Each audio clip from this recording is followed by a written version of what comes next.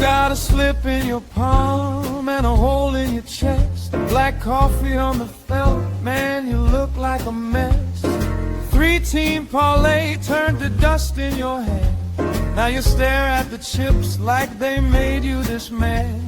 But don't you go quiet, don't you fade from the floor. Your name still means something to somebody for sure. Put the glass down, baby. Look at me now. Hold on, hold on. Not tonight, not now. Hold on. Let me pull you out. That fella bites hard, but it don't get the crown. Hold on, stay with me now.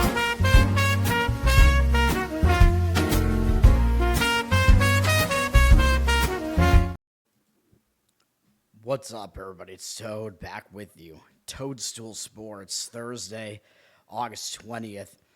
We went 2-0 on the show yesterday. Could have been more. I think the other games that I liked also were not. It would have been 3-0-1 if we went with all four of the plays, but I'm happy with the 2-0. Seattle got themselves out to a 7-0 lead, I think, in the second inning. So we're like, all right, yeah, we won that one. I mean, let's not, I guess, totally jump the gun there, but there's no way Logan Gilbert's going to implode that bad. And they were winning 7-2 at the end of the fifth inning. The bullpen almost blew it. It wound up 7-5, so I guess it was a good call to not include their bullpen there. With Washington, it didn't even matter. Washington was, I think, up 3-0 at the end of 5. Maybe it was 2-0, and they won the game 6-0, so their bullpen didn't even give anything up. But I don't care. We got the win there. Gage Jump did not pitch for the A's, so it wound up being Springs. I kind of forgot about Springs. I mean, he's not the worst pitcher, and they wwere winning at the end. I think they were winning by quite a bit, maybe, at the end of 5, and then they blew the whole game. I'm pretty sure they were winning like 5 or 6-0 at the end of the 5th, so the A's would have been a winner. And if you played the Anaheim one, that would have been a push. I think it was 2-2 at the end of the 5th, but whatever. I don't love the board today. I will give out one baseball play today. It's kind of a weird spot for a Thursday game, so you might already know which game I'm focusing on here. I don't really have great opinions on baseball today. There are a couple WNBA games that I don't love, and I guess I'll talk about the NFL preseason, but week 2 preseason or whatever, I think it starts becoming even kind of less predictable in a way because you don't know when the actual starters might start getting involved. I don't think it's really going to happen in today's games, but whatever. All right, baseball. We have St. Louis and Cincinnati finishing up what is now a 5-game series because they played a makeup game earlier in the series, a doubleheader. So today they're finishing the series. These teams have split the series 2-2. It's been a competitive series, divisional series. I expect both teams will continue to show up to try to win here. St. Louis is the somewhat better team, but I don't think either team is playoff bound or anything like that. St. Louis used 2 relief pitchers yesterday. I don't like these bullpens. Cincinnati used 4. I will say that St. Louis probably does have the bullpen advantage. They're 20th if you arrange bullpens by whip. Cincinnati is 25th. Neither good, but St. Louis a little bit better. Both offenses have struggled as well this year, ranging by OPS. St. Louis 24th, Cincinnati 25th. So these offenses don't do a whole lot typically, although this is a more hitter-friendly park here. But I believe most of these games have been somewhat lower scoring, I think. Oh, no, actually, we've had 2 unders, 2 overs in the series. So it's been a very even series as far as the results, the sides, and the totals. Micah McGreevy is getting the start for St. Louis. The advanced analytics guys, ripping their hair out or whatever over this guy because they can't figure out why he continues to pitch well. He's not bad. 3.48 ERA, 1.22 whip. I mean, the advanced analytics guys have a point where he's not a guy that goes out and blows you away, but he generally has pitched effectively in his career. He's a little bit, he's not even a little bit worse on the road, actually. His home road splits are pretty insignificant. His ERA is only slightly higher on the road, but his opponent batting average is actually lower on the road. He pitched well last time out against the Cubs. He's had a decent month of August, 15-5 strikeout walk ratio, 2.81 ERA. Faced the Yankees in here and did okay, even though he didn't make it 5 innings there. Was kind of inefficient with his pitches, and then pitched all right against Colorado, and then had a nice outing against the Cubs last time out and picked up a win in that one. So, yeah, he's in all right form right now, and St. Louis has won his last 3 starts, which is obviously not too bad. You look at his overall numbers, his hit rate is fine. His walk rate is, he doesn't walk anybody really. His strikeout rate is quite low though. And again, that's the knock on him is he doesn't strike anybody out, but he really doesn't put that many guys on base either. So that's what you get with him. Pretty low strikeout per 9, but strikeout walk ratio, not too bad because of the low walks. And he does typically do well against Cincinnati. 39 career at bats. They only have a 103 average, 442 OPS against him, 4.4 strikeout walk ratio, though, which is a little bit un-McGreevy-like, although it's really just a low strikeout rate there, which is kind of like him. But usually he has a better strikeout walk ratio. But I think he might pitch all right here. Brady Singer is pitching for Cincinnati. Not a good season for him. 4.66 ERA, 1.44 whip is very ugly, but he does pitch better at home fairly significantly. 3.62 home ERA is more than 2 runs better than it is on the road, and his opponent batting average is a lot lower at home as well. So for whatever reason, he just pitches way better in this stadium. He's been mediocre. He's been all right over the last month, or at least in August, I should say. But his July actually wasn't too bad either. So he's pitching a little bit better recently. His hit rate is still too high. He allows a lot of home runs. His walk rate is kind of mediocre. Strikeout rate looks somewhat low.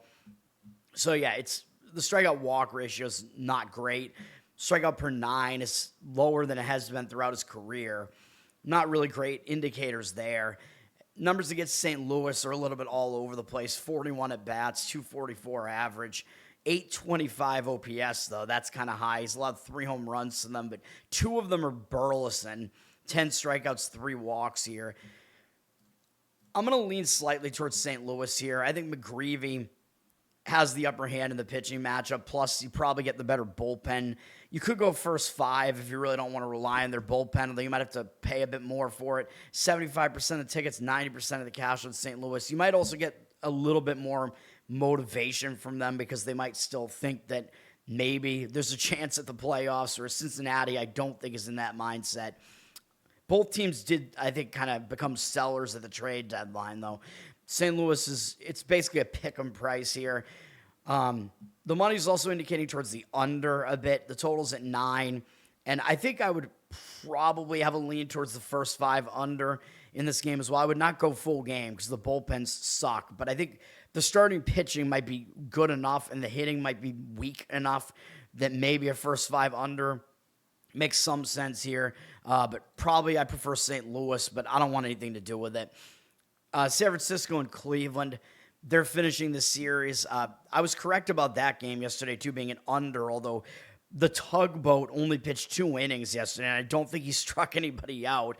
But I think he had 2 shutout innings to start the game for San Francisco. And then Adrian Hauser came in, and if you had told me that, I would have been like, yeah, Cleveland's going to win that game. And no, they actually didn't. Cleveland scored no runs in the game. This is such a bad offense from Cleveland, dude. But these teams have split the series. Cleveland should be the more motivated team here because they're trying to make the playoffs still. San Francisco is not. I mean, if Cleveland loses this series, you might have to stick a fork in them. They used 3 relief pitchers yesterday. Cleveland has been the better of the 2 bullpens this year. San Francisco only used 1, though, because they used Hauser for most of the time, and he's technically considered to be a starter for them, I guess. San Francisco's 24th in bullpen. Cleveland 17th. Cleveland does have the better bullpen numbers. Cleveland is dead last offensively now. They fell behind Toronto with that atrocious offensive performance yesterday. Not good. Not good. Even though they added some bats at the trade deadline, this is still a pathetic offense. San Francisco's really isn't that much better, though. They're ranked 20th, and I think they're being overrated even at that. Could be in line for another low-scoring game here, possibly. I don't know if I trust these starters enough, but it could be. The odds makers seem to think it will be low scoring. Landon Raup is getting the start for the Giants. He's been all right. 4.31 ERA, 1.3 whip is, I don't know, a little bit high. He's a little bit worse on the road, 4.39 road ERA, so he does pitch a little bit better in the Giants' pitcher-friendly home stadium. His problem is very clearly the walks. He walks way too many guys, 14 to 12 strikeout walk ratio this month. You can't do that. He's walking almost one guy an inning this month. Yeah, that's not good. Not going deep into these games. The Giants have lost his last 5 starts. That's not a good sign. The walks are the huge issue with him. If he wasn't walking guys, I think he'd be a pretty good pitcher. His hit rate is low. Again, his walk rate is enormous, and his strikeout rate is almost 1 per inning, which is pretty decent. But his strikeout walk ratio is way down because of the ridiculous amount of walks. Strikeout per 9, actually pretty good, almost 9. So again, his issue was almost entirely related to his command. Maybe he'll do better here, though, because Cleveland is such a bad offense, and they only have 2 guys who have faced him, guys that have been in the National League for a little bit, I think. Or actually, Adele was on Anaheim, so I don't know. But Cleveland, Adele and Nathaniel Lowe are the only guys who have faced him. Lowe has the only hit, a single. They're combined 1 for 5 off him with a strikeout. Not a whole lot to see there, but he will be unfamiliar to Cleveland, so that might be a little bit of an extra edge for him pitching against an offense that hasn't seen him before. Gavin Williams is getting the start for Cleveland. Williams is good, man. He's been a really good strikeout pitcher this year.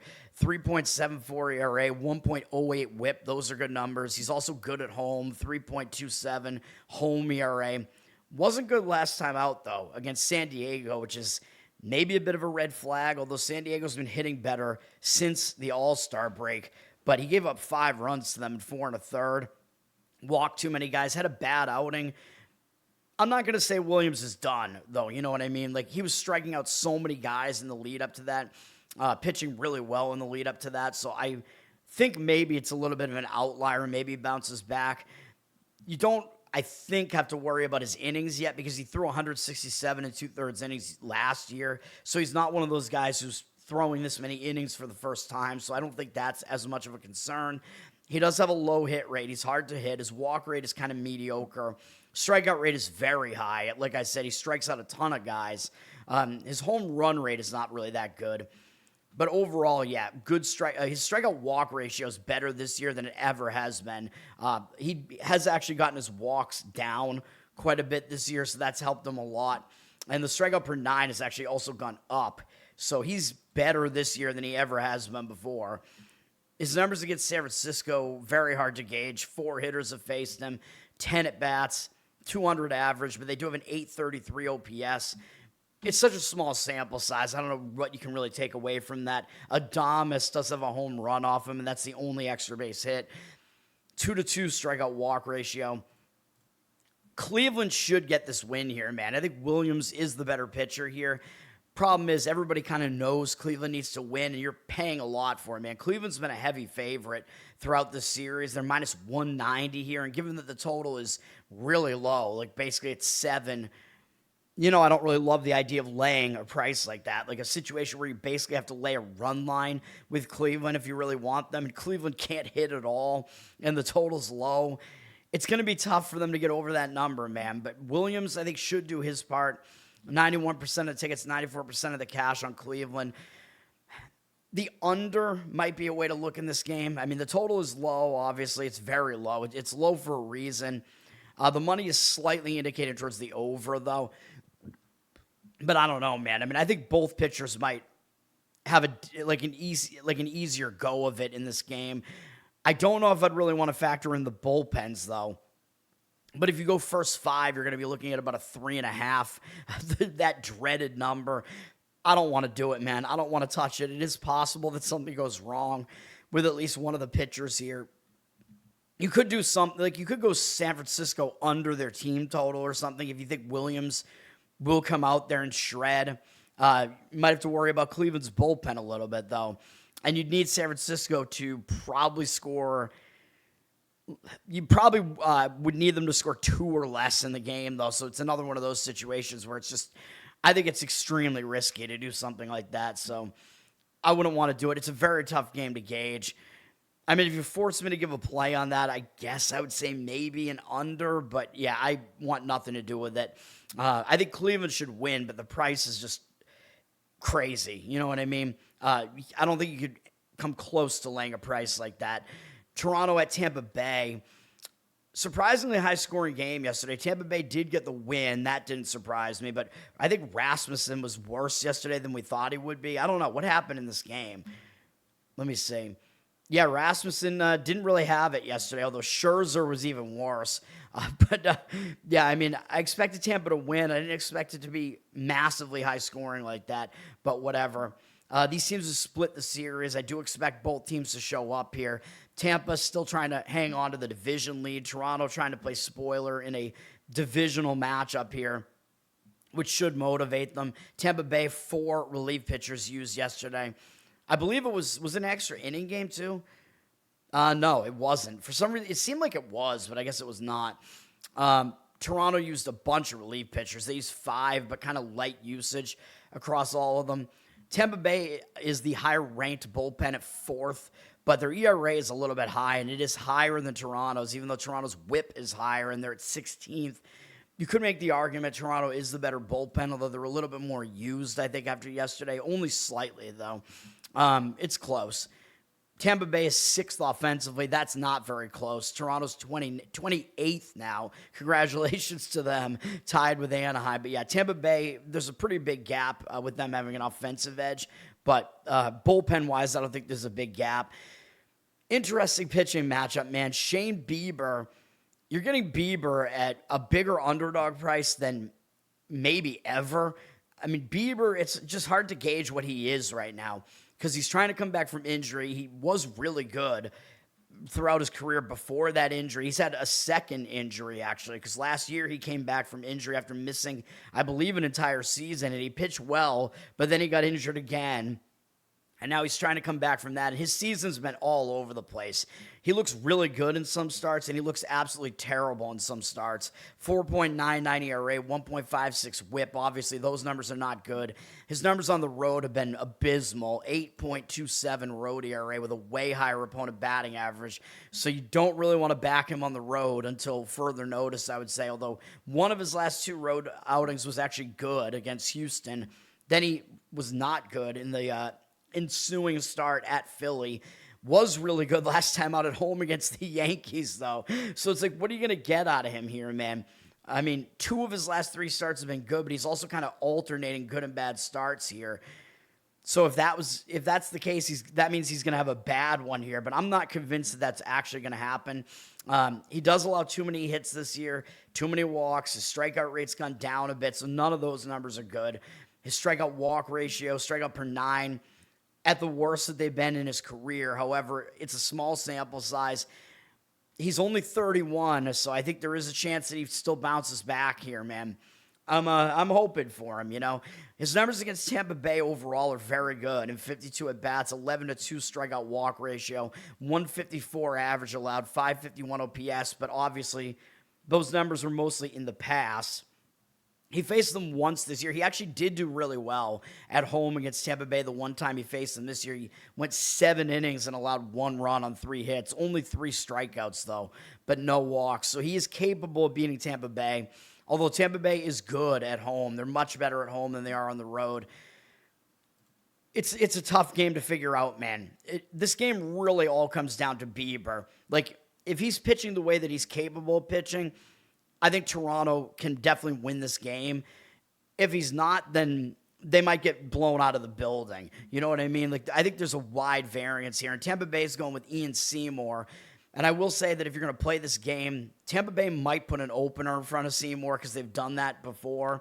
So I think if you're going to make a play on this, you should pick Bieber must start, but don't pick a starter for Tampa. But it likely will be Seymour, either just from the get-go, or they'll put an opener in front of him, and then he'll come in the second inning. Seymour has actually been pretty good. 4.11 ERA, 1.13 whip. He's been very good at home, 3.61 home ERA. He's been better at home than on the road. He's in really good form right now, 25-3 strikeout walk ratio in 18 innings in August. That's quite good. He's allowed 3 or fewer earned runs in every start, going all the way back into mid-July, basically. Some of those are shorter outings, though, and maybe all of them weren't starts, but he's basically getting a starter's workload. He's got a low hit rate, low walk rate, high strikeout rate. All of those numbers are good across the board. Strikeout walk ratio, therefore, is pretty good. Strikeout per 9, very nice number there as well. Toronto, though, actually hits him well, believe it or not. 45 career at-bats, 311 average, 903 OPS, 11-6 strikeout walk ratio. So this bad lineup that Toronto has does a lot of damage for whatever reason against Seymour. It's a tough game to gauge because Seymour has the better home road splits. Tampa Bay is much better at home. Tampa Bay is the better team. They're favored for a reason, but there might be some value looking at Toronto here, man. And that's the way I would lean. This is one of my stronger opinions of the day. I considered putting Toronto on my card. You'd be able to make like a +1 run line out of Toronto, basically, if you were going to go full game with it. Or you could go first 5 on it and take Toronto, plus the half run or whatever in the first 5. Maybe they can hang around in this one, man. It all depends on Bieber, so I don't really want to do it. But the money seems to agree with Toronto. 79% of the tickets and 66% of the cash on Tampa Bay. Tampa Bay opened in the -170s and already dropped down to -160 or so. So real money to me looks like it has come in on Toronto. And it's like, when are you going to get Bieber as this big of an underdog?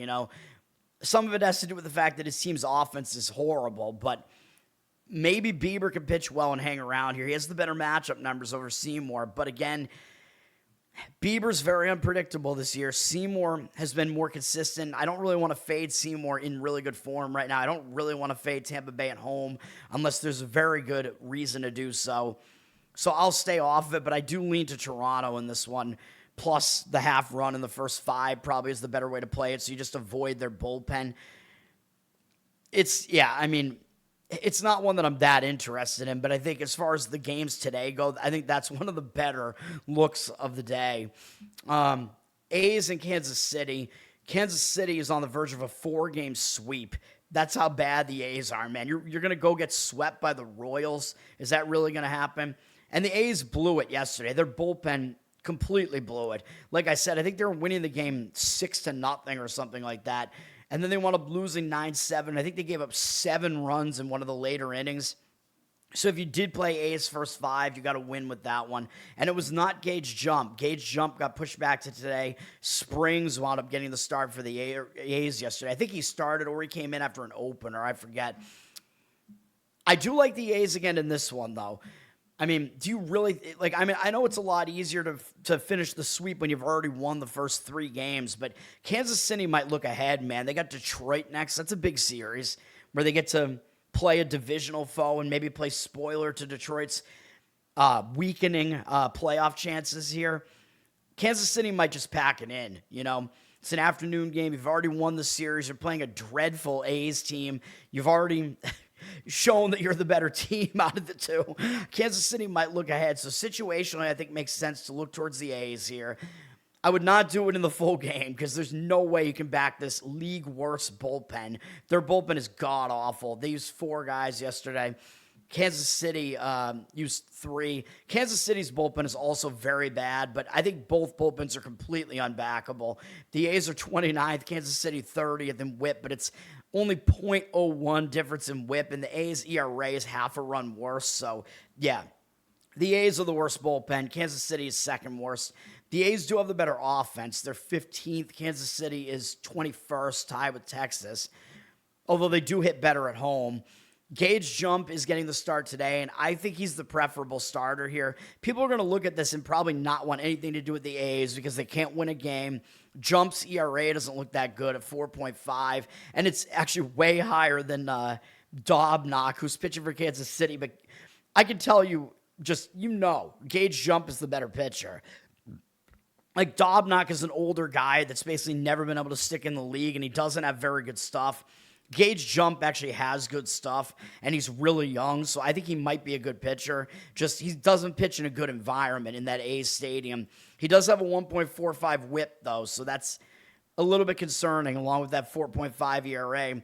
Jump is way worse in his home stadium, though, and he's on the road here where he's a lot better. 2.6 road ERA with a much lower opponent batting average, so Gage Jump is much more backable on the road, and we did do that early in the season. We picked up some wins during this run of games where he had A's had 4 wins in a row with him on the mound. I think we won at least 2 of those here on the show and maybe pushed another one. Jump, the issue with him is the walks, though. Like I said, his walk numbers have been very high recently. The A's have still won 3 of his last 4 starts, though, 2 of them against the Red Sox. As I mentioned yesterday, during that stretch where the Red Sox were winning every game, they had that huge stretch where they only had 2 losses. Both of them were against Jump.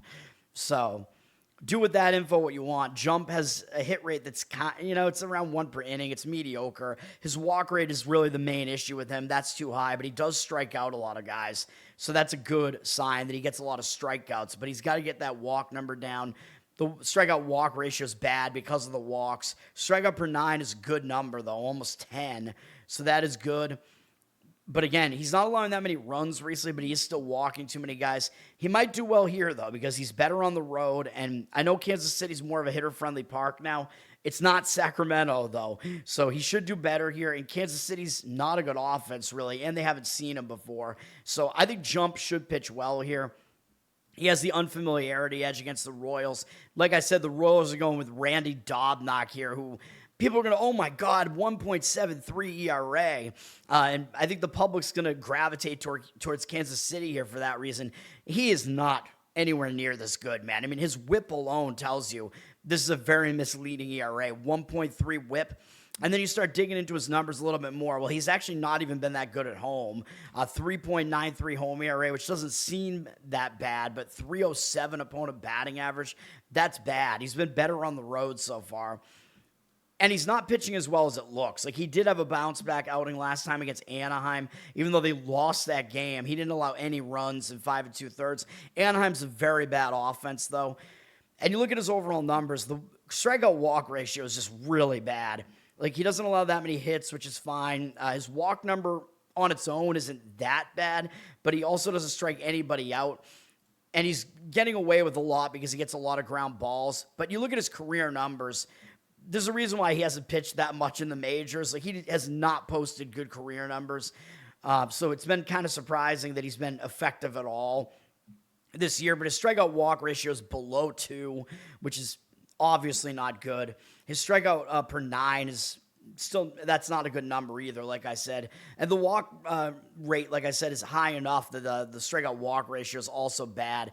The A's only have 1 hitter who's faced him, though. Jonah Heim is 0 for 2 against him with no strikeouts, no walks. But Jump has the way higher ceiling here, man. He's the younger, more talented pitcher. A's are in the better situational spot. I would take the A's in the first 5, just like I said yesterday. I think this is one of the better looks of the day as well, and the money seems to agree with this. Kansas City, 71% of tickets, only 62% of the cash.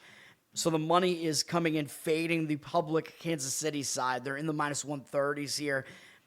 It's not going to be that big of an underdog price with the A's in the first 5. It'll probably be closer to like a pick'em, I would guess. But that's the way I would play this, is to take the A's in the first 5. I think Jump has a significant edge over Dobnak there, plus the motivational edge. Seattle and Milwaukee, we won with Seattle yesterday. Now these teams have split this series so far. Seattle's in desperation mode, man. Like I said yesterday, Milwaukee, they're making the playoffs. It's just a matter of whether or not they're going to have the 1 seed in the National League or not, which, yeah, it's something to fight for, but Seattle is fighting for their lives to try to make the playoffs right now. So I think these games are more meaningful to Seattle. Everybody was writing Seattle off after they lost 22-0 in the first game. And you know me, I was like, no, we're gonna actually bet Seattle after that. And it worked out pretty well. They won the game and won more easily in the first 5. I don't know if I want to trust their bullpen. Now, yesterday, their bullpen came into yesterday rested, and they used all their better relievers, and they didn't even do that well, but they were able to do well enough to finish the game off and win. But I don't trust Seattle's bullpen. Milwaukee does have the better bullpen, although they did use 4 guys out of the bullpen as well, but not really their better relief pitchers. So Milwaukee does get the bullpen edge here. They're ranked 5th, but I think you could debate, they might be like the 3rd best bullpen in baseball at this point. They're a good bullpen. Seattle, who I thought had a good bullpen because they have a lot of the same guys as last year, They're ranked 21st. I don't think they're quite that bad, but they've been a big disappointment, and they've been a huge disappointment offensively. Seattle 27th, although they were able to score some runs yesterday, really in that one big inning, but I'll take it. In fact, that was the only inning where they scored. I think if you're going to tell me Seattle was only going to score in one inning yesterday, I would have been a little bit worried, but it was a huge inning. Milwaukee is 7th offensively. Milwaukee is obviously the better offense here. The thing is, the motivation, plus I think Seattle has the better starting pitcher on the mound again here with George Kirby. I don't trust him as much as I trust Logan Gilbert, though. Nowhere near as much. Kirby, 3.89 ERA, but his whip is 1.31, which is a little bit questionable, and he's not as good on the road. Like most of Seattle's pitchers, he pitches better in Seattle in the pitcher-friendly environment there. 4.55 road ERA with a 3.18 opponent batting average on the road. I don't want to trust that.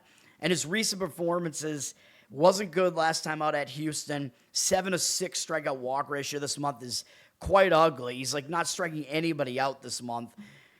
So I don't want to trust him. His last 2 road starts were both very ugly, and one was against Texas, which is not a good sign. So he's not pitching well on the road right now. He's been too hittable on the season. His hit rate is way too high. He doesn't walk many guys.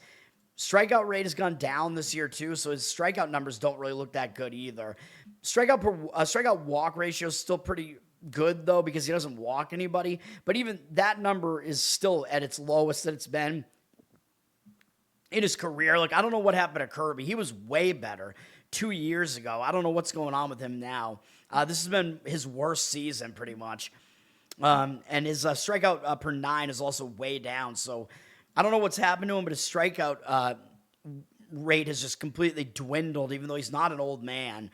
His numbers overall against Milwaukee are good, though. In 35 at-bats, 200 average, 571 OPS, 5.0 strikeout walk ratio. So maybe he's backable here. Milwaukee does not have one of their better starters on the mound here. They have Robert Gasser going. Although Gasser, he's not awful. 4.54 ERA, 1.24 whip. He's good at home, 3.47 home ERA. So he has the better of the home road splits, and he's in better form than Kirby is right now. He's coming off a nice outing at the Dodgers where he held them to 3 runs in 6 1/3 innings, had 7 strikeouts, 1 walk. That's pretty good. Good strikeout walk ratio this month. He hasn't had a bad outing since he had to pitch in Pittsburgh on July 12th, which is kind of a difficult task to have to face. And his last 2 outings, the only 2 outings really that were really bad this season, at least once the season got going, like starting at early June, they were in bad pitching environments. One was against Pittsburgh, in Pittsburgh, and they hit really well at home. The other was in the A's stadium, so I'm willing to give him a pass a little bit on those. His hit rate is around 1 per inning, though, which is mediocre. He doesn't walk anybody, though, and he strikes out an okay amount of guys, so he has good command numbers. His strikeout walk ratio is pretty good. Strikeout per 9 is also not bad. He's actually having his best season so far, but it's the most that he's pitched ever in his career so far, though, and it still isn't even that many innings. He might have a little bit of an edge here because Seattle hasn't seen him before. So Gasser might do okay here as well. The under, I think, is maybe in play in this game. I kind of still lean Seattle, but the money doesn't agree with it. 57% of tickets, 76% of the cash on Milwaukee. Like I said, Gasser is in better form, even though I think you can make the argument Kirby's the better overall pitcher, but I worry about his road numbers. The home road splits do favor Milwaukee. Milwaukee's around minus 127 here on the price, and they're getting the money. 57% of tickets, 76% of the cash on Milwaukee. Again, under might be worth consideration, but the money doesn't look like it agrees with that either. 67% of tickets, 94% of the cash on the over. Money coming out on the over. The total's 8. You could limit it to the first 5. I mean, maybe that is what I would do because the Seattle bullpen, I don't trust them. I trust Milwaukee's, but not Seattle's. First 5, you're probably looking at about a 4.5 maybe. That's not a bad number in the first 5. Both starting pitchers might be able to hold up as far as getting that under in the first 5, so maybe that's the way that I would lean in that game. No real strong opinion there, though. Next game up is going to be my actual play because I think it's kind of a weird situation, and I think we do get the better pitcher and the better team in a spot where I think they're going to show up.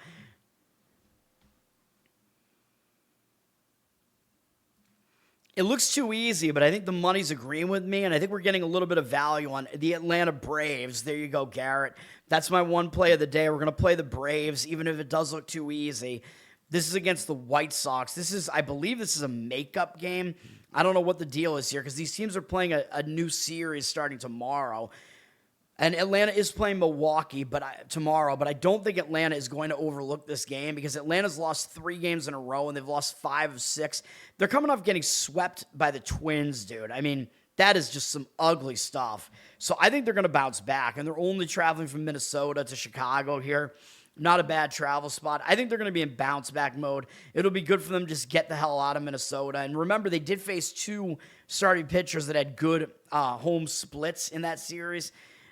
So, and yeah, I mean, Atlanta, their starting pitching rotation kind of has some issues here, man. But I think they do have an edge in the starting pitching in this one, even though they are actually facing another starter here that does have better home splits.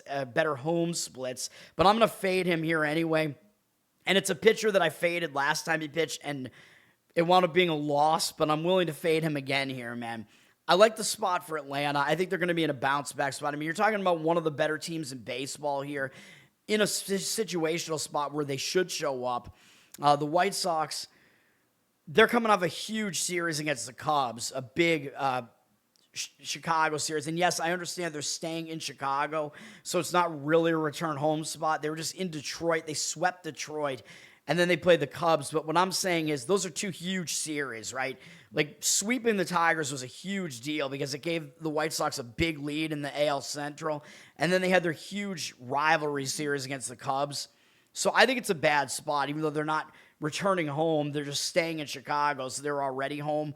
But I think it's a bad spot for them anyway. I think it might be a letdown spot, even though I know it is the Braves coming in. But I think this series might mean a little bit less to them than these previous 2 series did. And the Braves, I think, are in a spot where they're going to come out with some focus here. And you're going to get the better team in a focus spot with, I think, the better starting pitcher on the mound, too. Yeah, I think we're going to go with it, man, with Atlanta here. We also get the bullpen edge, so that's why I'm leaving it as a full game play. I'll trust Atlanta's bullpen.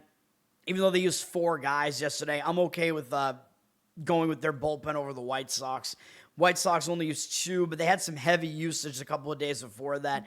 And the Braves are still one of the better bullpens in baseball. They're still ranked 3rd in WHIP, although I think maybe they're not quite that good, but they're a good bullpen nonetheless. White Sox are in mediocre bullpen at 15th, but I think we could still roll with the full game here on this one. Braves are 13th in offense. They've actually fallen behind the White Sox, who are at 8th. But the Braves are definitely capable of hitting, and they're actually better offensively on the road. So I think Atlanta's offense could start breaking out again here. They're not a bad offense. And we're going to back Grant Holmes here, even though I don't think he's that good, but he's decent enough here, in my opinion. A 3.82 ERA, 1.35 whip, I know is not that good, but he's good on the road. 3.09 road ERA. Last year, he was better at home. I don't really get it, but this year he's been better on the road, so I'll roll with that. 218 opponent batting average on the road as well. His numbers are just better on the road. That's the way that it is. He is coming off a bad outing against Arizona, but he was good in the prior 2 outings, including one against the Yankees on the road. So his last couple of road outings have actually been pretty good. Some of them have been against good offenses recently, and he's still done well, so he's pitching better on the road. His walks are a little bit of a concern here, but that's just the way that it is, man. I understand he doesn't have a good strikeout-walk ratio. I know he doesn't allow that many hits, issues too many walks, and he doesn't strike out enough guys. So, yeah, his strikeout-walk ratio is bad, but I'm still willing to back him in this spot and against the pitcher on the other side here. I know his strikeout per 9 has gone down this year from where it was as well, but whatever. Still backing him here. He's been decent enough against the White Sox, in my opinion. They have 21 at-bats against him. They only have a 190 batting average against him. 768 OPS. It is above that 750 threshold. It's not like exorbitantly high, though. They do have 2 home runs off him from Doyle and Vargas. But I think Holmes is the better pitcher here in this game over Anthony Kay, who I just really think is overperforming this year. Kay kind of has similar looking numbers to Holmes in a way, 4.01 ERA, 1.34 whip. Oh, and by the way, when a guy named Holmes comes into Chicago, Usually he winds up killing. If people get my serial killer reference there with H.H. Holmes, look it up or don't because you might be terrified by what you find. Anthony Kay, I know he's been better at home, 3.22 home ERA, although his opponent batting average is really kind of mediocre, both at home and on the road. He's just been very mediocre. I mean, that's the way that it is. He doesn't really strike that many guys out either, although, yes, the White Sox have won 5 of his last 6 games, including the one where we tried to fade him against Detroit, and Detroit lost the game by 1. I don't think Kay is going to continue keeping this up, man. His hit rate's mediocre. His walk rate's mediocre. He doesn't strike guys out. So, he's not significantly better than Holmes. In fact, I don't think he's better than Holmes, even though his strikeout walk ratio is a little bit better. And Kay, he's a bit older, and he just hasn't had a good career. So Holmes' career has been a little bit better, even though it's a shorter career. So I'm kind of going with that, too. Like, just the way that I gauge pitchers, I think Holmes is better than Kay. And Kay's strikeout per 9 is just kind of mediocre here as well. I think Holmes overall has the better stuff.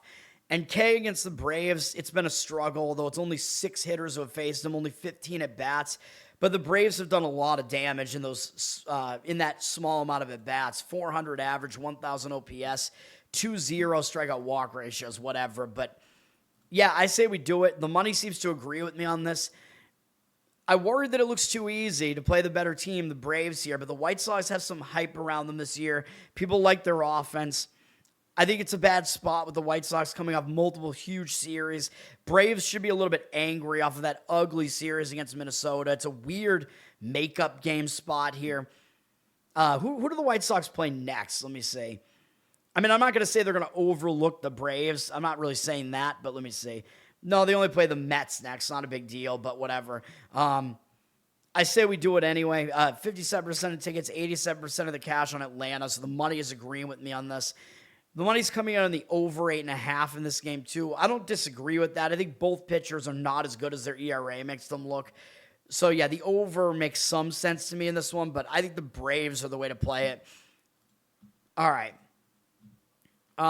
Yankees and Baltimore, they're finishing their series here. The Yankees are on the verge of a sweep, I believe, here. We got the Yankees right the other day, and then they won again yesterday. And I believe I was wrong about the over in the game yesterday. I think it landed 8, so it did not go over the total. The Yankees are playing, who are they playing next? Toronto. I don't think that's that big of a deal, although maybe because Toronto's the team that eliminated them last year, so maybe the Yankees still have their eye on Toronto. And the Yankees did just lose again to Toronto. So maybe that is more of a look ahead than you think. Baltimore is one of those home teams trying to avoid a sweep, so they might get a little bit up for this game. But I am looking more at the total than the side in this one. Although I'm not going to play it either way. But Baltimore used 5 relief pitchers yesterday. That would worry me if I was going to look at Baltimore in this game. The Yankees have the better bullpen. Although I believe, the Yankees used 5 relief pitchers yesterday. Was that an extra inning game? I guess it wasn't. The only extra inning game was the stupid Red Sox game where they made that comeback and then blew. Actually, they blew an initial lead, then came back, then blew it again in the end. Yeah, Red Sox, their bullpen's in bad shape right now. I don't know. And then I guess the other extra inning game was Dodgers and Rockies, and none of those teams are playing today. So anyway, I don't know. The Yankees Orioles game almost kind of had the feel of an extra inning game, just looking at the bullpen usage. Yeah, the Yankees used 5 relief pitchers yesterday. Yankees are the better bullpen, though. They're ranked 2nd in bullpen here. The Orioles are 13th. They're not bad, but the Yankees definitely have a bullpen edge. Yankees offense has struggled, though. They're 17th right now. The Orioles 16th. So we do have a couple of offenses that are kind of in mediocrity right now. And the offenses might not do a whole lot here, which is kind of what I'm looking at in this game. Garrett Cole is pitching for the Yankees. So as far as the side, I don't really want to fade Cole. He's been pitching pretty well. 3.22 ERA, 1.08 whip. He's not as good on the road. 257 opponent batting average on the road compared to 192 at home. His ERA is only a little bit worse on the road, 3.25, but he is more fadeable on the road. I still don't want to fade him right now, though he's pitching well right now. He's allowed 2 or fewer earned runs in his last 4 starts. Hasn't allowed more than 3 earned runs going back through the beginning of July. He's got a low hit rate on the season. He doesn't walk anybody. Strikeout rate is fairly high. So even though he's not the dominant Cole that he used to be. He's still pretty good. And actually, his strikeout walk ratio is quite good. It's almost 5 here. So he's having a good season. His strikeout per 9 number is not as good as it once was in some of his past seasons, but it's pretty good. So he's an older dude at this point, coming back from injury, and he looks like he's still pretty much, he's got pretty good stuff still. Baltimore against him has some mediocre numbers. They only have 6 guys who have faced him, 41 at bats, tons of strikeouts, 18 strikeouts, 4 walks, 220 average. So that all looks pretty good for Cole, except 777 OPS. So Baltimore does have some power hitting against him. They have 3 home runs against him. But other than that, I lean more towards Cole pitching well here, though. I mean, his numbers are mostly good against Baltimore, even though OPS isn't that high. Kyle Bradish is pitching for Baltimore. I think he's okay. 3.65 ERA, 1.36 whip does indicate his ERA should be higher, though. But he's been good at home. 3.34 home ERA with a 188 opponent batting average at home. So he's actually significantly better at home. He's in good form for the most part right now, except that his strikeout walk ratio isn't really that good over his last few starts. But he had 4 walks last time out against Tampa, and he still didn't allow many runs to them, and they won the game.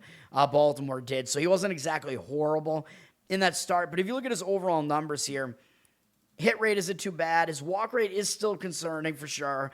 It's a bit high. His strikeout rate is okay. If he was able to get the walks fixed, he'd be a lot better. His numbers have been better in past years, though, but this is his longest. This is the longest that he's pitched in a season since 2023, though. And in 2023, he was actually awesome. So he is a little bit worse than that. But of course, if you look at his career, he's capable of pitching better than he has this year. So I don't think he's bad. It's just his career got a bit derailed by injuries. But yes, his strikeout walk ratio is down this year because the walks are just crazy high, but also his strikeout rate has gone down this year as well. Still, there's room for improvement. He's not that old. He's 29, and he's been good in his career against the Yankees. 68 at-bats, 191 average, 648 OPS, 28 to 10 strikeout walk ratios. Again, kind of too many walks in there, but whatever. I think the under is the better way to look at this game, and I consider this game as well, possibly having it as a play, but it's not going to happen. Although it looks like some money has definitely driven that total down. It opened at 8 and juice to the over, and now it's 7.5 juice to the over. So some movement towards the under here, but we have 50-50 on the tickets, 93% of the cash on the over. So the money seems to be coming in on the over at this point. But again, I would play the under in this one if I was going to play it. If you don't want to trust the bullpens, just because the bullpens have too much usage, like normally I would say, yeah, the bullpens I think are trustworthy enough, especially the Yankees. But because of the usage yesterday, you could maybe go first 5 under, but you might have to take a 3.5, which, you know, I don't love doing that. Maybe you'd find a 4 out there at a decent price. The money is indicating on the Orioles, 78% of tickets, 64% of the cash on the Yankees. The Yankees are around minus 120. I think maybe the thought there is, well, it looks too easy to take the Yankees, although it looks too easy to take Atlanta too, but the money's coming in on them and we're playing it as well. This game, I think the spot does set up better for Baltimore, though, because they're looking to avoid the sweep, and they have a pitcher that I think is at least capable of holding them in the game. I think if you play Baltimore, you should only play it in the first 5, though, because they're not going to have a bullpen edge. So Baltimore first 5, I wouldn't disagree with that, just based on the fact that maybe Bradish can hang around against Cole in that game, and it's supposed to be a low-scoring game, so that might mean the underdog has a better shot. Plus, the Yankees might just overlook them in the last game of the series, but I still think the under in the first 5 might be the better look there. All right. Let me see. Should I take a break now and then do the 2 later games? One is a TV game, then I'll talk about WNBA and NFL. Yeah, let's do that. I'll be right back. Yep. Inside, I want to kill myself. We are on an 0-7 run over the last 2 days. After tonight was just complete bullshit. So that's how I'm going to start off this show. Horrible Sunday, 1-5. I don't even know what to tell you about that. I just don't want to do this anymore. I have never seen anything like this, man. With the slump continuing, 2 straight losses, not a good day at all. 0-4. I just have not had a good season, man. What can this? slump that I'm on, and the slump continues. I've reached a new peak, actually. I'm going to burn my Bruins hat, man. I don't know what is going on with the Bruins. March 8th, is that what it is? I don't even know. It's March 9th, I think. Who even knows, man? I don't know what day it is anymore. I don't even know what day it is anymore, man. Back with you after the worst day that I could possibly have. Back with you, as I always am. Until I die, at least. 0-2 yesterday, and yesterday did not go well for me. 0-5. The worst month that I've ever had in my 18 years doing this. I don't know what to even tell you about this anymore. Broke the slump yesterday as the slump discontinues. The slump continues. Somebody fucking kill me, please. I don't even know what I should do at this point other than potentially end it all.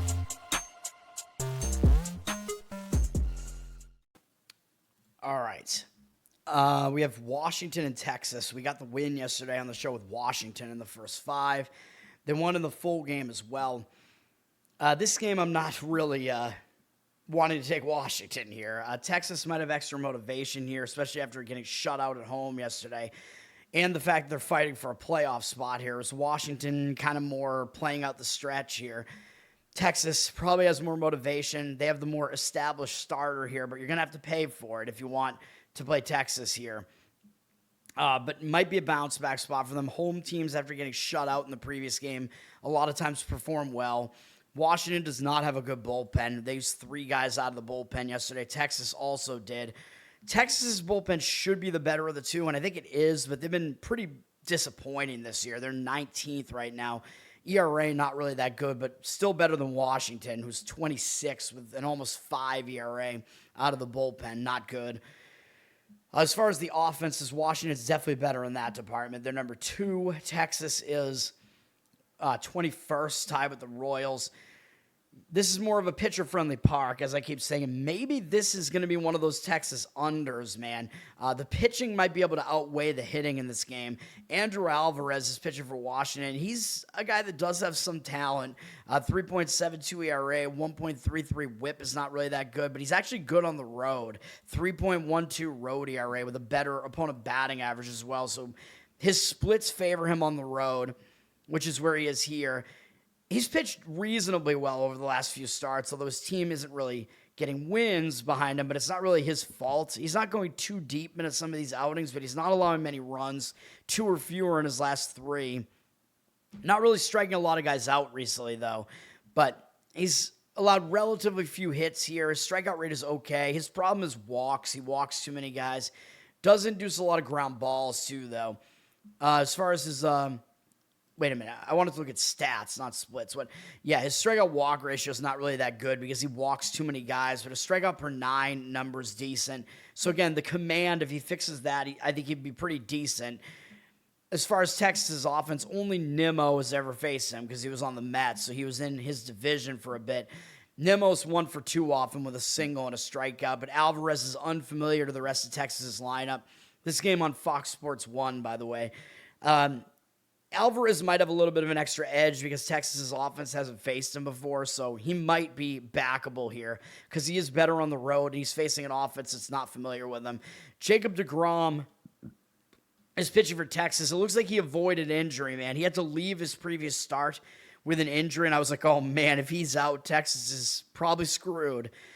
But it looks like he avoided injury, so... or at least avoided something serious, because I think he's just pitching on schedule here. He's got a 3.95 ERA, 1.17 whip. Obviously, he's not what he once was, but he's still having a good season here. He's been good at home, 2.93 home ERA, with a much lower opponent batting average. So he's not really good on the road this year, but he does pitch well here in this stadium. He's been having some walk issues recently. Really, it was just in one road start, though, against Houston. If you take that out, his numbers look pretty good. For the most part recently, and really over the course of the season, he's been pretty good. Although his hit rate is a little bit higher than you might expect, it's still not bad.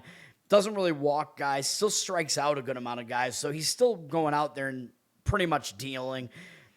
His strikeout walk ratio isn't as good as it once was in his career, but it is still almost 5, which is pretty good. Quite good. And his strikeout per 9 is still pretty high here. It's gone up from where it was last year.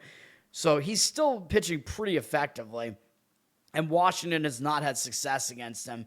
They only have 13 at-bats against him, 5 hitters. I remember DeGrom being on the Mets, but that must have been so long ago that Washington no longer really has guys that were in those lineups back then. They have 5 guys who have faced him.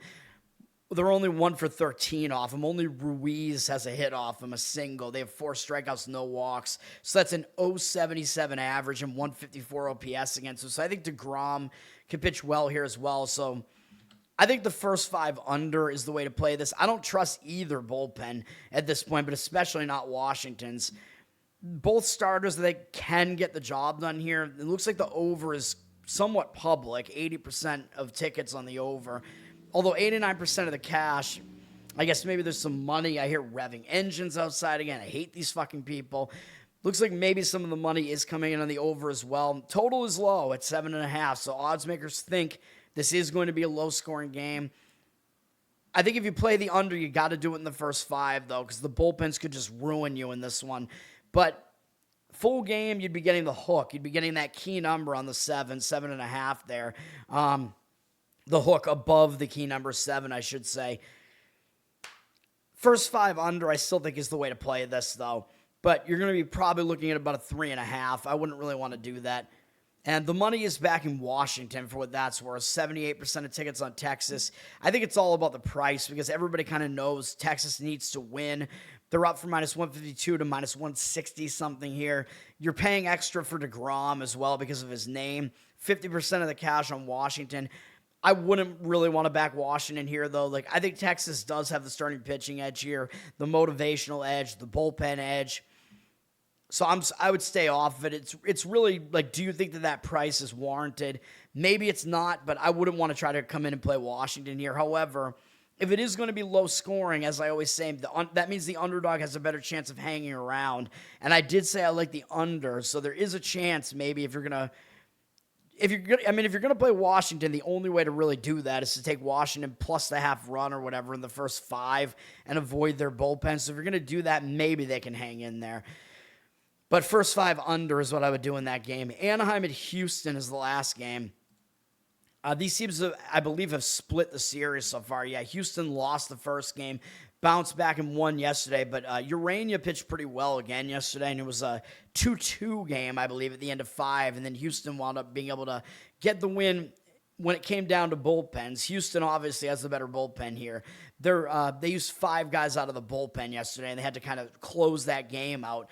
Anaheim used 3. Houston will still have a bullpen edge here, though, even if they are more overworked. They have the 10th-ranked bullpen. Anaheim's not that good at 22nd, so Houston still has the better bullpen. Houston has the better offense by far. They're 9th, tied with Miami and the Red Sox at this point. That's kind of crazy. The Red Sox are now 9th. They were bottom dwellers offensively most of the season. Anaheim is 28th in offense, tied with Anaheim. So, yeah, that's not good. These two teams are tied in offense. Did I just say that? What am I even... Oh, no. What am I saying? No, Houston, Anaheim is 28th, tied with Toronto. I'm way out of it right now. I apologize. Yeah, Anaheim and Toronto are tied at 28th. But yes, Houston has the way better offense here. Houston's ranked 9th. Anaheim 28th. My brain is, I don't know. Did I have another stroke? I have no idea. Houston is going to be more motivated here.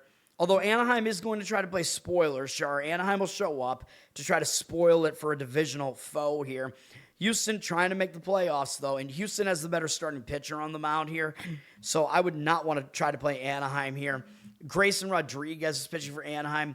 I mean, he's definitely capable of pitching better than what he's shown this year. He was fairly good early in his career. Injuries have totally derailed him, and this year he has a 7.17 ERA, 1.59 whip, not good, although he's actually been way better on the road, 4.97 road ERA, and a much better opponent batting average on the road, so he is maybe potentially backable on the road. He's been pitching a little bit better recently, although not going deep into some of these outings, and Anaheim can't hit either, and their bullpen sucks, so they've lost his last 6 starts. Some of it is not totally his fault, but he's kind of pitching mediocre recently. His hit rate is still too high. His walk rate is still too high. His strikeout rate is okay. So he does still have decent strikeout stuff here, but the walks are bringing his stuff, his walks are making his numbers look worse. Strikeout walk ratio, not really that good. His strikeout per 9 is down from where it was back when he pitched with Baltimore as well. So he's not really back up to that level that he once was, and who knows if he'll actually get back there. His numbers against Houston are not great in 73 at-bats, 247 average, not too bad, but 800 OPS is high, 14-8 strikeout walk ratio, not really that good either. So even though he is better on the road, he's not really pitching that well. I wouldn't want to back him here. And then have Anaheim's bullpen coming in behind him. Ugh, God. Peter Lambert is getting the start for Houston. He's had his only good season of his career so far. What a difference it makes to not have to pitch at Coors Field and in that Colorado organization anymore. 3.11 ERA, 1.15 whip, pretty good. He's been basically the same home and away. His home road splits are not really significant here. He's still pitching fairly well. He hasn't really thrown that many innings this year yet either, so he's not really up to that point where you have to worry about his innings count here. He's allowed 2 or fewer earned runs at every start since the beginning of July, so he's not allowing a lot of runs here. Has a low hit rate. His walk rate is kind of mediocre, and his strikeout rate is pretty decent. So the strikeout walk ratio is not great because of the walks. He's got to kind of fix that. But other than that, these numbers are pretty good. This has definitely been his best season.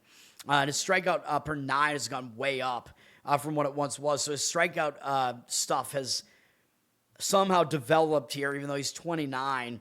Maybe working with different pitching coaches has made that happen. I don't know. His numbers against Anaheim are also good, and they're not a good offense, as we said. 38 at-bats, 14-2 strikeout walk ratio, 184 opponent batting average, 488 OPS. Those are all good numbers, so I would not try to play Anaheim here.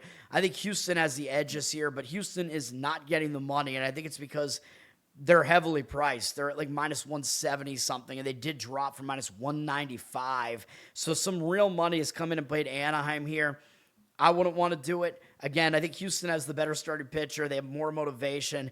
They have the better bullpen. They have the better offense. So there isn't really anything I can key on except for the price. That's the only thing that you could really say, well, maybe Anaheim makes sense. But when it really just comes down to price and there's no other reason to play them, you know me, I'm not going to be doing that. I need something else to really latch onto here. And if Houston has all the edges, I think there's a decent chance they win the game, obviously. 94% of tickets, 90% of the cash on Houston, though, so the money is coming in towards Anaheim. I would lean Houston, though, in this game, man. Totals at 8.5, money kind of indicating towards the under. I don't really see that necessarily either. If you're going to play the under, you should do it in the first 5 because Anaheim's bullpen's not good.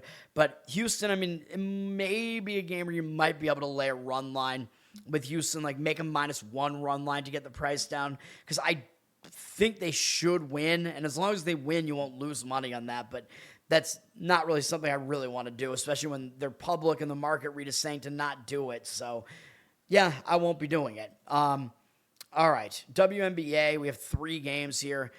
Indiana and Dallas is kind of the big game of the night, which is the first game of the Amazon Prime doubleheader.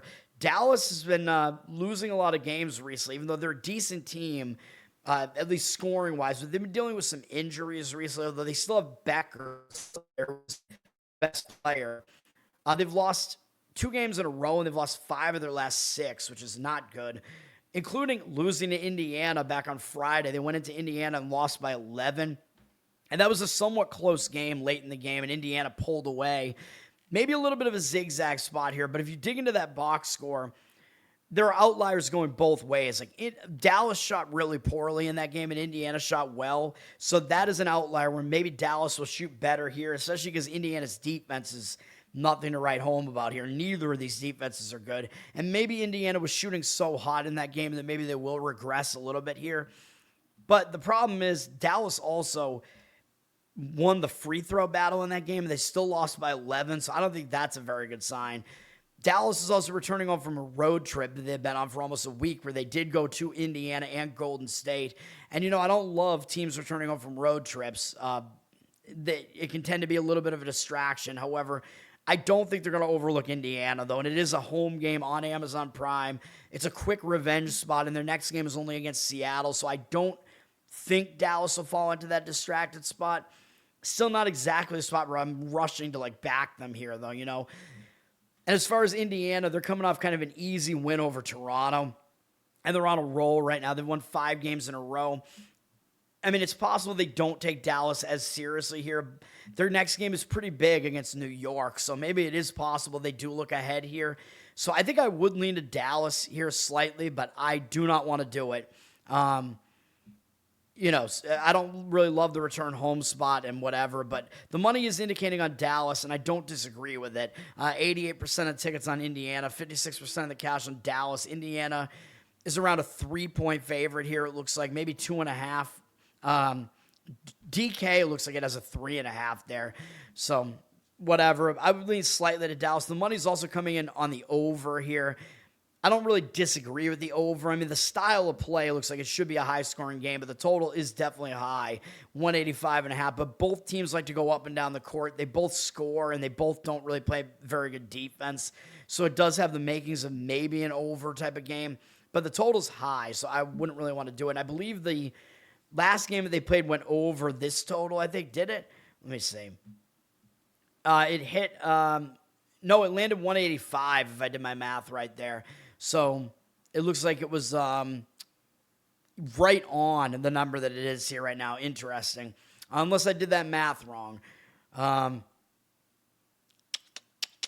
No, I think I did it right. All right. My stroke brain is not allowing me to do math anymore. Connecticut and Las Vegas. I mean, this is a massive mismatch. Vegas will be a huge favorite here, obviously. Vegas is coming off 2 losses here, and they are staying at home. Now, the last loss was kind of explainable because they were coming off a huge game against Minnesota, and then they sort of lost the same game twice, I think, having to play Atlanta the next game. And Atlanta is at least, I think, better defensively than Vegas is at this point. So because of that, I don't think Vegas is going to overlook anybody here. This is the last game of the homestand, and I don't think they want to go 2-3 on the homestand. So I think Vegas will win this game, but it's a matter of, are they going to cover this huge number here? That's a different story. Maybe they won't take Connecticut seriously enough to beat them here. But I don't want Connecticut or to beat them by margin. I mean, I think Vegas will win, but I don't want Connecticut here because Connecticut, they're playing a little bit better. They won 2 of their last 4. They beat LA in their last game, which I know LA is not that good, but still, it's good for Connecticut whenever they get a win. But they're starting a road trip here, which usually is a focus spot. The problem is they're going east to west to play a late night game. I talk about that cross-country trip going from the East Coast to the West Coast. That can mess with your biological clock, and now all of a sudden you're having to play basically past midnight your time. I don't think that's good, so I don't really want anything to do with Connecticut here either. Vegas is probably favored too heavily, though, at 14.5. It's a low total at 167.5, and I don't love laying huge amounts of points with it. I mean, I don't love it generally, but with a low total like that, every point is worth more, so that makes the underdog a little bit better of a look. I wouldn't really disagree with taking Connecticut plus the 14.5, but I don't want to do it.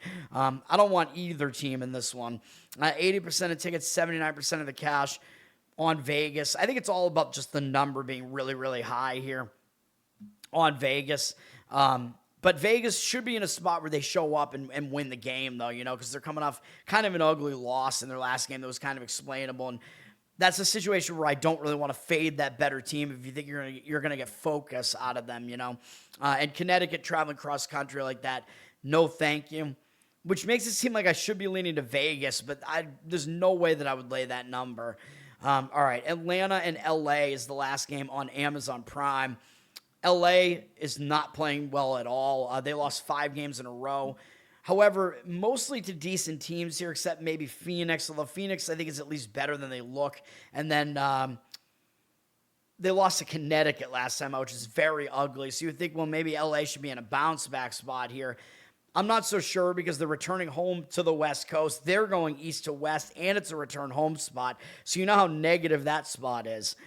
They've been away for a week. They're having to return home, which in itself is bad because you get distracted potentially. You have to get back to home life, whatever. They might not overlook Atlanta, though, because Atlanta's a good team, but even so, having to return from a road trip, plus having to go all the way back to the West Coast and readjust to the Pacific time zone, not a good spot for LA, man. So it's typically a spot where I would fade them, but I am not going to come in on Atlanta here either. Atlanta's already in the Pacific time zone, so that will be an advantage to them because they're already adjusted to the time zone, but they just beat Vegas, man. Like, when you beat the returning champs in their own house, I think you could be in a letdown spot off of that. And the game prior to that, they had a huge overtime game against Indiana. So they're coming off 2 big games. So they could definitely be in a letdown spot here. So I'm not going to do anything with it. Maybe a game where maybe you could look towards an over. I mean, the total's at 180.5, so it's expected to be kind of high scoring. Even though Atlanta is a good defense, LA is not. And LA might control the pace a little bit more and maybe just start running. But the problem that I have with it, I think Atlanta could be ripe for a bad defensive performance. Like, usually that happens when you don't have a particularly focused effort. It could show up on the defensive side. The problem is with LA returning home across country from the road trip like that, I think that can affect the offense negatively. And the offense might be sluggish a little bit early in the game, so I wouldn't really want the over here either. High total, 180.5. It is supposed to be a high-scoring game. Money is backing LA. 67% of tickets, 61% of the cash on Atlanta. Atlanta's laying 8.5. So again, I think a lot of it is just the price here. Like, oh yeah, let's just grab the home underdog because Atlanta will probably be a little bit overvalued in the market. And it is true, Atlanta's in a letdown spot, but I can't play LA in a return home spot like that, even though they should be in a bounce-back spot because their last loss was really ugly against Connecticut. But with the cross-country travel, the bad, biological clock spot, I can't do it. If you forced me to give you a lean, maybe I would lean to LA here. So maybe I do agree with the market on all 3 sides here, but I'm not going to, there's no way I'm going to do it. So I'm waiting for another good spot in the WNBA. And of course, the last couple times I've found what I thought was a good spot, it didn't even work, but whatever. It's a Thursday. Actually, hold on. How could I forget NFL preseason? I don't have a whole lot to say here. I mean, the first game's on ESPN. It's Vegas and Houston. Both teams, I believe, lost their first preseason game pretty ugly. Vegas to Arizona. Although Arizona, remember, already had a game under their belt from the Hall of Fame game. So I think Arizona had a little bit of an advantage there. Houston, I think Houston's just going through the motions. I don't think they care about preseason. I think they lost pretty badly to the Chargers, who are also playing today. I think I would lean to Vegas in this one, though. I mean, Vegas is actually favored in Houston here, and I think Vegas, you're going to see more Mendoza here because I think the plan is that he won't start the season. They won't rush him in as quarterback, so I think they want to get him out there and get him more playing time and see what he can do out there, and I think Cousins will start for them to start the season and probably won't really see this game, but I think that helps Vegas here when you have your talented youngster. Vegas is going to just unleash him probably, you know what I mean? If he's going to be out there, they're just going to want to see what he can do, whereas I don't think Houston's really going to take it seriously, and Houston's got Davis Mills as their backup and whatever, so Houston doesn't really have a quarterback that they're going to be trying to see what he has in this game, you know what I mean? So I think Houston is more likely to go kind of vanilla on offense again and just not give a shit here. Houston also just lost one of their wide receivers, what's his name, Higgins? Yeah, Jaden Higgins. He tore his ACL in practice. Houston's wide receivers are always getting injured, man. I mean, it's so ridiculous. I don't know. But now, Davis Mills, yeah, for Houston, he does have experience, which is good in preseason if he is going to be out there. They might use some other quarterbacks as well, but I just see Houston going pretty vanilla again here, just not caring, even though it is another home game for them. Vegas has a new coach, remember, as well, which I forgot to mention. I mentioned it eventually in their first game, but I think the combination of having a new coach and wanting to see what you have with your new first overall draft pick here, I think Vegas is going to be taking this game more seriously, so I would lean Vegas here. The money doesn't agree with me, though. 60% of tickets, 89% of the cash on Houston, but that surprises me. You'd think the public would just come in on Houston because nobody thinks Vegas is that good. Maybe the Mendoza hype is actually that real at this point. I don't know. But to me, you'd think the public would think, well, why is Vegas favored on the road here, you know? And again, we have low totals today, by the way. Both totals right on that key number, 37, above that key number of 37, 37 and a half. Preseason games usually tend to be lower scoring, but again, I think it's more likely that the second game is going to be an under than the first game, although the money is kind of indicating on the over in both games. But I think the second game, there might be a reason to look towards an under because San Francisco and LA, I mean, these teams, I think they're both going to go pretty vanilla here. Like San Francisco has a lot of injuries. I don't really see them playing a lot of their guys here. And the backup quarterbacks are guys that don't really need to be worked out here as far as like, it's probably going to be a decent amount of like Mac Jones and Trey Lance, who I think used to be on San Francisco, by the way. Those guys have already played in the league a lot. So I see both offenses here probably going kind of vanilla. You have the same coaching regimes here, so they're not going to go out there necessarily trying to win these games. Although I believe the Chargers did beat Houston pretty easily in their first preseason game, where San Francisco lost ugly at home to Tennessee. But Tennessee, I think, was another one of those teams with a new coach trying to win. Whereas San Francisco was not. But I see both these teams probably not breaking out a whole bunch of crazy things on offense here. So I think the under does make sense in the 49er Charger game here. But do what you want with all that info. I'm not a preseason guy. I'm not playing the preseason. That game's on NFL Network. That's all I got here, man. Mr. Pinsey, what's up? Thanks for hanging out. Rangers Nationals under. I agree with the under, I would say, in the first 5 in that game because I can't back the Nationals bullpen. I don't even want to back the Rangers bullpen. I think the under makes more sense in that game than anything else, but I think it's dangerous, so I don't really want to do it. But, yeah, I think the pitching can outweigh the hitting in that game. But, again, the bullpen sucks, so it would have to be a first 5, in my opinion, and you're going to be looking at 3.5, which seems dangerous to me. You can go back and see my analysis on it. It's somewhere in the show. I talked about every game. One play today for me on Thursday. Atlanta Braves is my only play here, and I know it looks too easy, but I think the spot sets up well for it. I think you're getting the better team at a focus spot here. I think you have the better of the two pitchers, even though they're both not really good pitchers, but I think you get the better of the two, and you just get the better team, the better bullpen, whatever. Braves will be my one play of the day. We're on a 5-0 run over the last 2 days. I'm going to try to keep it up, keep it going here. Let's try to get a win today on Thursday. Learn to Toad on Twitter. Learn to Toad on Instagram. Subscribe to the channel here, and you'll get notified when I go live for some of my football stuff. I know I keep promoting it. I got to do it. I will do it. I got to do a college football preview and then an NFL preview at some point as well. It'll happen. How many days do I have left before college starts? I think I have at least a few days. So I will do it soon. There's a chance I just try to knock it out this afternoon or something too with the college one. We'll see. What else do I have to promote here? And the NFL one I'll do as well. And I didn't realize I was a week behind in Hard Knocks, by the way. So now I'm trying to catch up with the Seattle Seahawks Hard Knocks. Where right now they're, I guess, in the process of trying to sign a felon who got kicked off of the Detroit Lions, who's a player that's in the secondary. I already forget his name, but I don't know. He was charged with armed robbery and kidnapping, by the way, so that's great. Although he claims that he was doing it to get stuff that was stolen from him back. So I'm like, is this another OJ situation? Oh, OJ did that after he committed the murders, though, so I don't know. And no, I'm not an OJ conspiracy guy. I think OJ definitely did it. Anyway, what else was I going to say? Listen on audio, Apple, Spotify, Spreaker. That helps me out as well. Numbers have gone up there recently, so I'm happy about that. They're not really doing anything on YouTube, though. We got to get all this stuff going, man. What else do we have? Covered in Uke is my Uke channel on YouTube, so you can check that out. I did a Weezer cover for the new album that's coming out.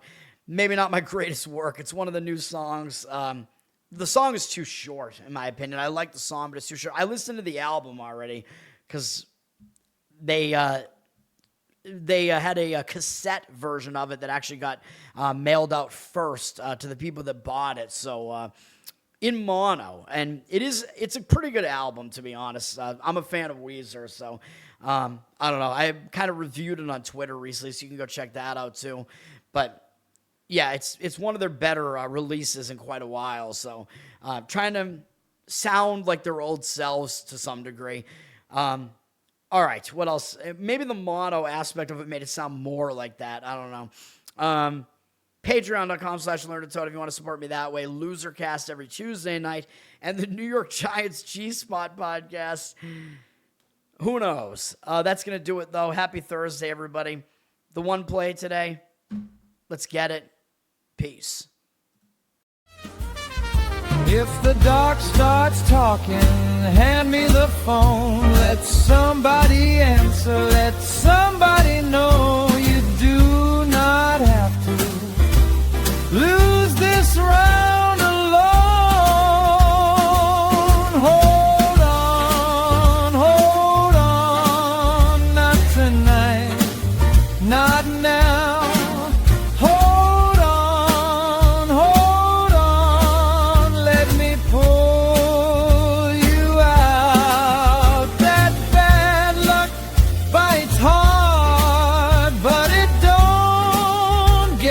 Crown, hold on, stay with me now. Hold on, you're still here now.